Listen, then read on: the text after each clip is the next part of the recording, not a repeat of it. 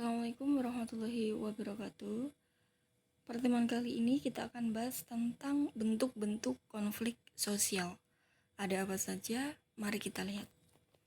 Yang pertama, berdasarkan sifat atau akibat dari konflik.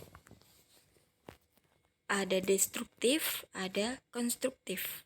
Seperti yang kita lihat di gambar. Kalau destruktif itu berarti konflik yang menghasilkan kerugian, baik pelaku maupun korban. Ruginya apa? Ruginya bisa tentang rusaknya sarana prasarana, terus hilangnya nyawa, atau mungkin hanya luka-luka saja bisa. Kemudian hilangnya harta benda dan lain sebagainya. Intinya rugi. Kalau konstruktif itu yang menghasilkan keuntungan. Jadi mereka berkonflik tapi ujungnya malah menguntungkan. Nah, biasanya ini didasari karena perbedaan pendapat. Beda pendapat, cekcok, nah kemudian debat, tapi ujungnya mereka menemukan kesepakatan. Gimana caranya biar kedua belah pihak ini damai, sepakat dengan keputusan yang mereka buat. Nah, itu adalah konflik konstruktif. Selanjutnya berdasarkan posisi pelaku, ada vertikal, horizontal, dan diagonal. Kalau vertikal berarti yang melakukan konflik itu berbeda. Posisinya beda, tidak sederajat. Misalnya antara kalangan bawah dengan kalangan atas, karyawan dengan bos, guru dengan siswa. Nah, kalau horizontal berarti pihak yang melakukan konflik itu posisinya sederajat, posisinya sama-sama dengan siswa atau mungkin antar guru konflik misalnya, atau antar buruh konflik. Nah, itu berarti horizontal. Kalau diagonal berarti konflik yang terjadi karena adanya ketidakadilan mengenai penggunaan sumber daya. Contohnya kayak konflik di Aceh. Aceh itu kan memiliki sumber daya alam yang melimpah. Tetapi sumber daya ini dieksploitasi pihak lain. Nah, yang menimbulkan kerugian bagi masyarakat Aceh. Jadi Aceh itu tidak menerima dampak baiknya gitu loh. Padahal mereka yang memiliki sumber daya alam. Nah, mereka tidak bisa menikmati kekayaan sumber daya alam yang dimiliki. Itu berarti konflik diagonal. Berdasarkan sifat pelaku yang berkonflik itu ada terbuka dan tertutup. Kalau terbuka berarti konflik yang kalian alami itu diketahui oleh banyak orang. Jadi yang tahu tidak hanya pihak yang berkonflik.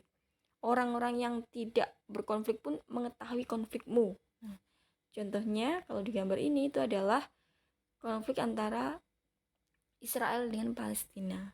Yang lagi hangat-hangatnya sekarang itu ya contohnya kayak konflik Ukraina dengan Rusia. Nah, itu juga termasuk contoh konflik terbuka. Kalau tertutup, berarti konflik itu hanya diketahui oleh pelakunya saja. Yang berkonflik itu hanya pelakunya saja. Orang lain tidak mengetahui kalau mereka berkonflik.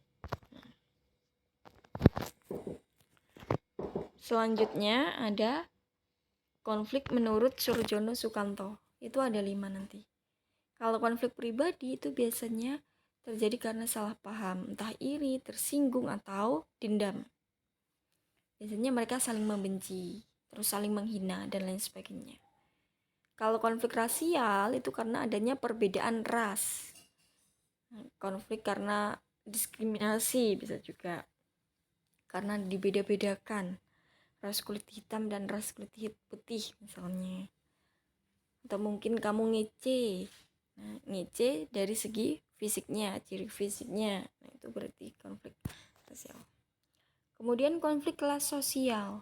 Itu terjadi karena adanya perbedaan kepentingan di antara kelas sosial yang berbeda. Kayak tadi antara bos dengan buruh, itu kan kelasnya beda. Kaum bawah dengan kaum atas. Dan mereka memiliki kepentingan yang berbeda pula.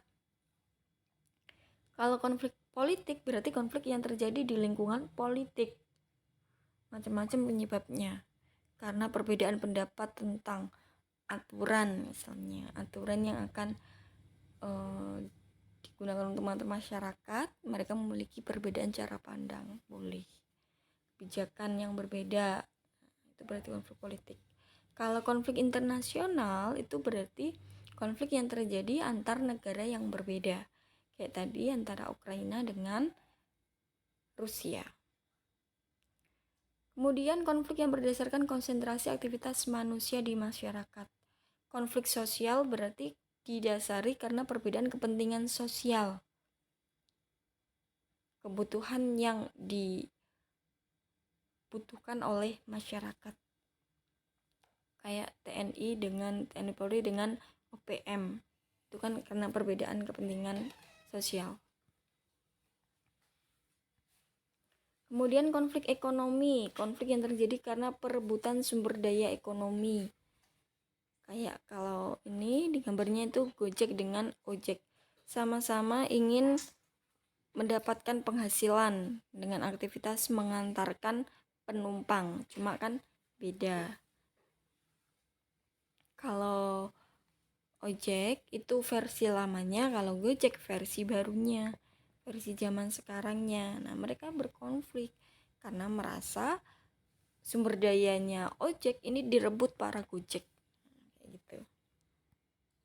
Konflik politik sudah kita bahas tadi, terjadi di lingkungan politik yang berkaitan dengan kekuasaan. Kalau konflik budaya karena perbedaan kepentingan budaya.